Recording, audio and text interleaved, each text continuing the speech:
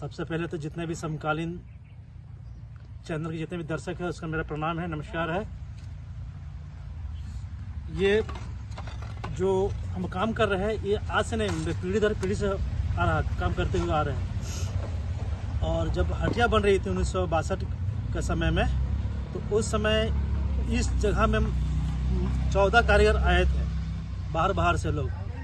और हम लोग इस क्षेत्र में काफ़ी हम लोग खपड़ा में जितने भी गांव, जितना भी ये देख रहे हैं 20-22 गांव में पूरा हम लोग खपड़ा सब सप्लाई किए थे। उस परंपरा को हम लोग आज भी लेके आगे। चलिए, आज तो मैंने देखा कि आपका मम्मी के साथ आज तीसरी पीढ़ी एक साथ इस काम को कर रही थी। लेकिन मैंने पूछा कि एक दिए का निर्माण में, जैसे हम लोग को लगता है बाजार तक आ जाता है, मिट्टी में बनता है, सूखता है और कलर होता है, इतना ही जानते थे। लेकिन कितना प्रोसेस से गुजरना पड़ता है। बहुत प्रोसेस से गुजरना पड़ता है। पहला चीज़ तो है मतलब मट्टी लेकर आना पड़ता है। हाँ। मट्टी को सुखाते हैं, मट्टी को फुलाते हैं, मट्टी तैयारी करते हैं, फिर चाक में फिर उसके बाद निर्माण करते हैं, सुखाते हैं, उसके बाद फिर कलर करते हैं, फिर उसके बाद पकाते हैं।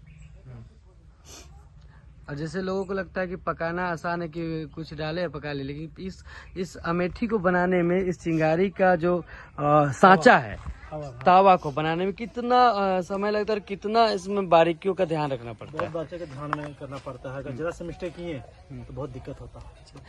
और पिछले बार जैसे मैंने सवाल पूछा था भाभी से कि पिछले बार कितना ऑर्डर आया था बाहर से, अयोध्या से, और किस तरह से आपसे संपर्क हो पाया था?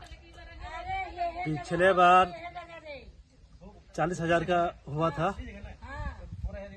पिछले बार 40,000 का ऑर्डर आया था और बारिश की वजह से भी नहीं बनने पाया। और 2022 में हम लोग को सौभाग्य प्राप्त हुआ कि 1 लाख दिया अयोध्या हम लोग भेजे थे। उसमें मेरे पिताजी हम लोग के साथ में थे उस समय। तो कैसे वहाँ से ऑर्डर आया था आपको? अब तरह फेसबुक है, बहुत तरह का, एक से एक भक्त लोग हैं, इच्छुक लोग हैं, एक से एक शौकिया लोग हैं।